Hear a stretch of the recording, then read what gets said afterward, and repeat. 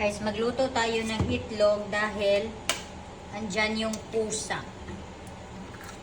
Nahawa naman ako na pagbukas ko ng pintuan. Anong oras na, oh? 9:45. Andyan siya. Nanghingi ng pagkain. Lutuan natin siya ng itlog. Meow meow. Mimi.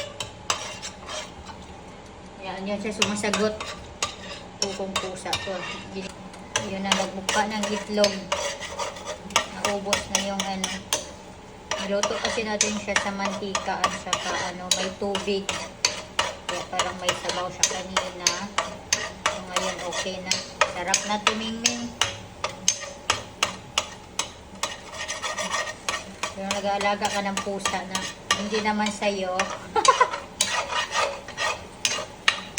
Tingnan, may itlog na Ito, pusa na yan, oh. Ayan siya. 9:45, nandito ka pa sa bahay. Bakit di ka umuwi doon sa inyo? Ayan yung iluto nating itlog. Pagkain natin sa kanya. Ang ayaw ko lang sa pusa natin is nangangagat. Ayan, oh. Enjoy! Kain ka na.